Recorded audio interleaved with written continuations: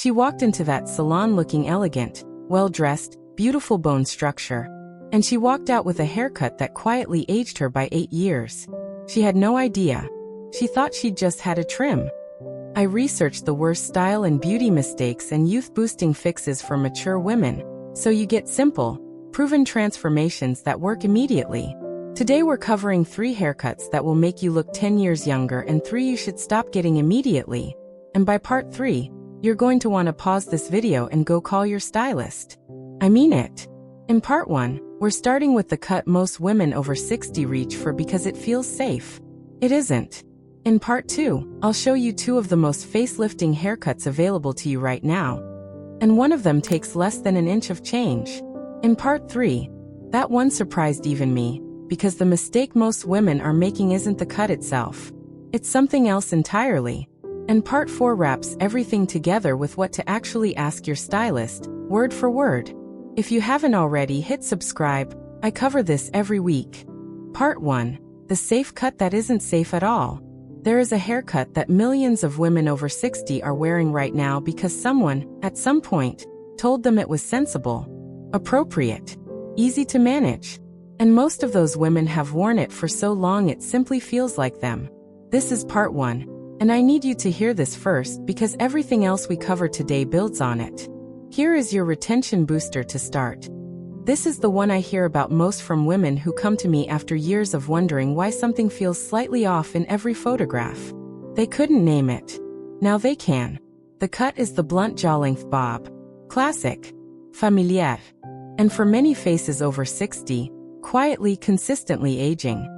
Have you ever wondered why a cut that looks so clean on the hanger seems to flatten your face the moment you put it on? That's not your imagination. That's geometry.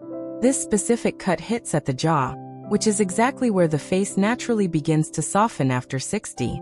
When a hard blunt line meets a softening jaw, the eye reads heaviness. It reads fullness in the lower third of the face. And that heaviness pulls your cheekbones down visually, which adds somewhere between 4 and 6 years to how your face reads in any light, including natural daylight. There's a reason this mistake is the hardest one to spot on yourself. Because you've been wearing some version of it for years, possibly decades, and it stopped registering as a choice. It became invisible. Now here is what nobody tells you about why this particular cut is so hard to escape. It feels controlled. It feels like a decision. When everything else about aging feels slightly outside your control. Your skin, your energy, the way light hits you differently now. A sharp, clean line at your jaw feels like you are in charge of something. And I understand that completely. But what you are actually in charge of is reinforcing the one zone of the face that needs the least attention right now. The fix is not dramatic. Honestly, this one surprised me the first time I saw it side by side. You do not need to change your entire look. You need to change where the length falls and what happens to the ends. A layered cut that falls just past the collarbone, even 2 to 3 inches longer than your current jaw bob, immediately lifts the visual weight out of the jaw zone. The length draws the eye downward and elongates the neck. And layers that begin around the cheekbone and cascade outward do something remarkable.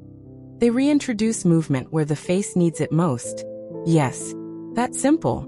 If you are still reaching for the blunt jaw-length bob, swap it for a layered collarbone-length cut with soft face framing pieces that begin at the cheekbone. The difference in how your face reads on camera is immediate, and the maintenance is no harder. Maintenance tip. Ask your stylist for a trim every 8 to 10 weeks to keep the layers from growing out into bulk. Bulk at this length undoes everything the shape is working to achieve. What we just covered is one cut, one blunt line, and how simply changing its length and softening its ends transforms the story your face tells. But in part 2, I'm going to show you 2 cuts that actively lift the face, and one of them involves a detail so small that most stylists never think to mention it. That is next. Part 2. 2 cuts that lift your face and one detail that changes everything. What if I told you that the most facelifting haircut for women over 60 is one your stylist already knows how to do? And most of you have never once asked for it. This is the one a close friend of mine heard and booked a same-day appointment. And I don't say that lightly. Part 2 is about cuts that work with your bone structure rather than against it. Cuts that borrow light. Cuts that make your eyes appear wider, your cheekbones stronger, and your jawline cleaner, without touching a single product or changing a single thing about your skincare routine. Just a different cut. That is all. Let's start with the textured pixie with length at the crown. I know. Some of you just tensed up. Stay with me for 30 seconds. The textured pixie, not the cropped boyish version from 40 years ago, but the modern version with volume deliberately built at the crown and softness around the ears and temples, does something architecturally brilliant for a mature face. It lifts the eye upward. The height at the crown elongates the entire silhouette, and the softness at the temples means it never reads as harsh. Your bone structure, those beautiful eyes, your natural elegance, all of it moves forward and becomes the first thing people notice. There's one thing about what this cut does at the nape of the neck that nobody in this space talks about. That softness at the nape, left slightly longer than a traditional pixie, creates a graceful transition that reads as feminine and refined rather than severe. This one is everything. And if the pixie still feels like too much change right now, the second cut I want to show you requires almost no change at all. The long layered shag with curtain bangs. This cut is having a cultural moment right now for good reason. It works on almost every face shape over 60, and the curtain bangs are the detail that most stylists underpitch. Curtain bangs, when cut to fall to the outer corner of the eye and parted naturally down the center, frame the face in a way that draws immediate attention to the eyes and the upper third of the face. That is where your bone structure lives. That is where your light sits. Curtain bangs pull the eye there first and keep it there. The shag layers below add the movement and texture that straight hair at this age often lacks. This is not the heavy shag of the 70s. It is a refined, deliberate version. Light layers from the chin down, minimal bulk, maximum movement. Swap a flat, unlayered long cut for a long layered shag with curtain bangs cut to the outer corner of the eye. The change at the fringe alone will shift how your entire face reads in a photograph. Maintenance tip for both cuts.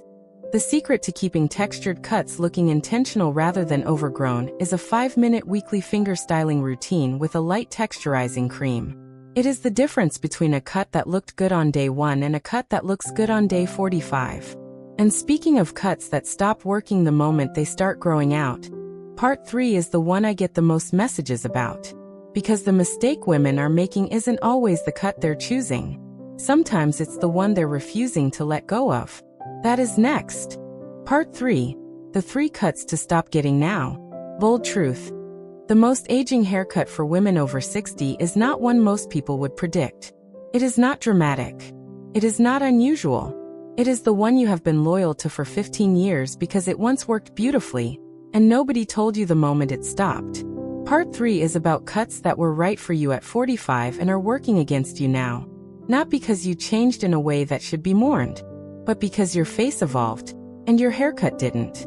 I watched a woman in a salon chair last week. Stunning bone structure, perfect posture, the kind of presence that makes a room quiet. And she had been asking for the same cut for 11 years. She kept saying, just clean it up. She didn't know what she was actually asking for. And her stylist, who loved her and didn't want to upset her, kept delivering it. That is the most common story I hear. And it is the kindest cruelty in the beauty industry. Here are the 3 cuts to stop requesting.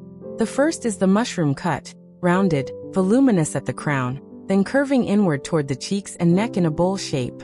This cut does one thing consistently to a mature face. It widens the mid-face and narrows the chin, which is the exact opposite of what aging bone structure needs. Your cheekbones deserve width. Your chin line deserves length. The mushroom cut reverses both. The second is the cropped helmet cut. Overly uniform, no variation in texture or weight, often heavily set or blow-dried into a rigid shape that sits flat against the head. This cut removes all sense of movement from the hair, and movement is what the eye reads as youth. A cut with no movement reads like stillness. And stillness on a mature face is the one thing we are working against every time we sit in that chair. The third, and this one is the hardest to hear, is the very short cropped cut taken too close at the sides and nape with no softness whatsoever. The severe precision cut. What it does to the jaw and neck zone is the specific problem. Without any softness at the sides, the angles of the jaw become the only frame for the face. And after 60, hard framing at the jaw works against the natural softness that makes a mature face beautiful. Write this one down. So what do you swap each of these for? The mushroom cut becomes a layered mid-length with volume at the crown only, keeping the lift but removing the inward curl. The helmet cut becomes a softly blow-dried or diffused version of the same length with deliberate texture pieces broken up throughout. And the severe precision cut becomes a short cut with just enough length at the nape and sides to create softness. Think the textured pixie we covered in part 2. Maintenance tip. If you are growing out any of these 3 cuts, ask your stylist for a transitional shape every 6 weeks rather than waiting. Growing out a problem cut without guidance often means 6 months of a shape that is worse than either version. The next mistake is the one I see most often, and the most expensive one to fix if you leave it too long. Part 4 is about exactly that. Part 4. What to actually ask your stylist, word for word. You can know every single thing in this video, every cut to avoid, every swap to make, and still walk out of your next appointment with exactly the same result as before. Because the missing piece is not information. It is communication. Most women over 60 leave their styling appointments with something close to what they wanted but not quite right. And they accept it. Because asking for something specific feels demanding. Because they don't have the vocabulary to explain what they mean. Because the stylist nods and reaches for the scissors before the sentence is finished. This is the one I wish someone had handed me on a card years ago. Here is what to actually say. Before you sit down, say this. I want a cut that adds lift at the crown, removes weight from the jaw zone, and creates movement rather than structure. Those 3 phrases, lift at the crown, remove weight from the jaw, create movement, are professional vocabulary. Every trained stylist knows exactly what each one means. You are not describing a celebrity's photograph. You are describing a technical outcome. And technical outcomes get delivered. There's a reason most women never get quite what they want from a stylist. Because just take a little off is not a brief. It is an invitation to repeat the last cut. And secretly, most stylists are relieved when a client gives them a real direction. It makes their job easier. Second phrase to add. I want the ends to feel soft, not blunt. This single instruction is the difference between a cut that frames your face and a cut that boxes it. Blunt ends read as heavy on mature hair. Soft ends, point cut, feathered, or texturized, read as light and alive. Third, can you show me where the length will fall before you cut? This is not a difficult task. Any stylist can hold the hair at the proposed length while you look in the mirror. It takes 30 seconds.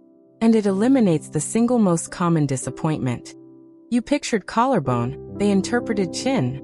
What to swap?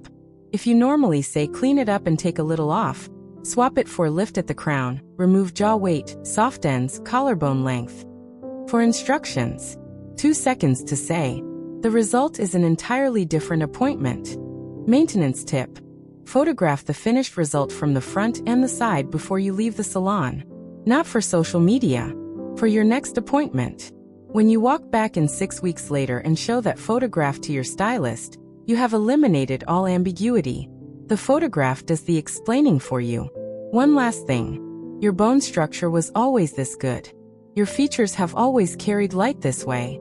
The right cut doesn't create that, it simply stops hiding it.